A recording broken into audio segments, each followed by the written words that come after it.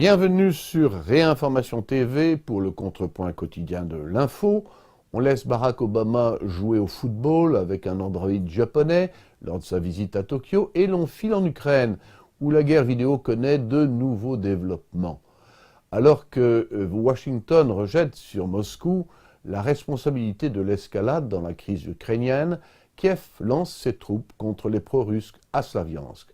Mais l'arrestation d'un journaliste américain fait voir quel est le premier terrain des combats, l'information.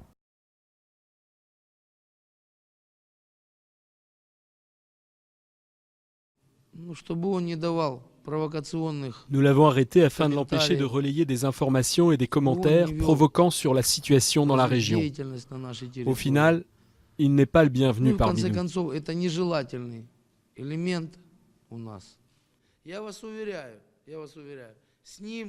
Je peux vous assurer que nous ne lui avons pas fait de mal. Il est nourri régulièrement, il est incarcéré dans des conditions normales. Il est propre, il peut se laver.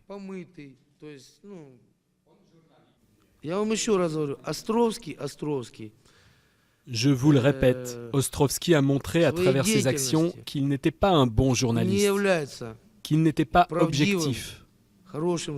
Ses reportages ont un but bien précis, qui est de déformer les faits.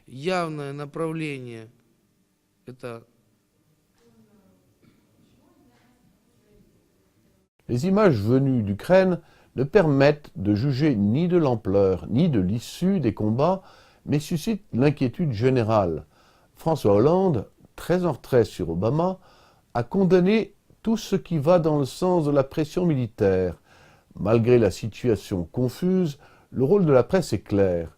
Le maire de Slaviansk a parfaitement compris que Simon Ostrovsky servait la propagande américaine. Les mots ne laissent aucun doute à ce sujet. En Ukraine, aujourd'hui, il y a des loyalistes et des séparatistes. Hier, il y avait la police du pouvoir et des manifestants. Si Yanukovych avait utilisé les chars, que n'aurait-on pas dit?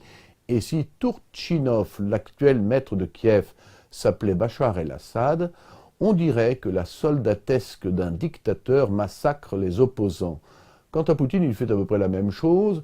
Il discrédite sous le nom de fascistes les nationalistes ukrainiens. Espérons que la guerre s'en tiendra aux mots et aux images. Bien qu'il ait cédé sur les petites retraites, Manuel Valls reste contesté par de nombreux députés socialistes. Et François Hollande a été carrément sifflé à Carmaux. Inutile pour le pouvoir de se prévaloir de grands ancêtres tels Jean Jaurès, il a bien perdu sa base populaire, même s'il ne fait pas tirer, comme Georges Clémenceau, sur les mineurs en grève.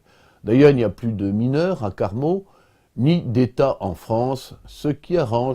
Les médias occidentaux font des reportages sur l'accroissement des communautés chrétiennes à Istanbul, et notamment sur le retour aux sources de certains Arméniens islamisés à leur communauté d'origine, comme pour signifier, au moment où les chrétiens fuient la Syrie et l'Irak, que la Turquie pourrait devenir un havre pour eux.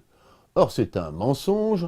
En un siècle, la Turquie a été vidée de l'immense majorité de ses chrétiens, et c'est un mensonge orienté. Le but est de rendre la Turquie fréquentable, afin de l'intégrer ensuite dans l'Europe.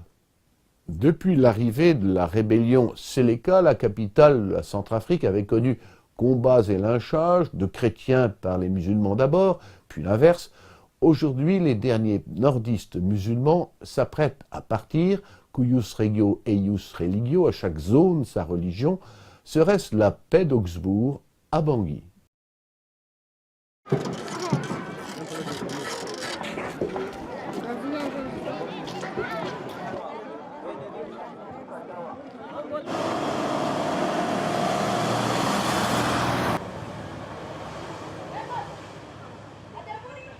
Et nous sommes là presque depuis décembre et jusqu'à l'heure, on n'arrive pas à partir. Tous les jours, on a des ennuis ici. Le lancement de grenades d'Adi Balaka. On tabasse les gens, on assassine. Même tout récemment, on a égorgé des gens ici. Tellement que nous avons des ennuis. Notre seul but ici, c'est de partir d'ici. Les gens attendent impatiemment pour qu'on vienne vraiment les évacuer ici par rapport à l'insécurité, par rapport aux difficultés vraiment qui prévaut sur le site.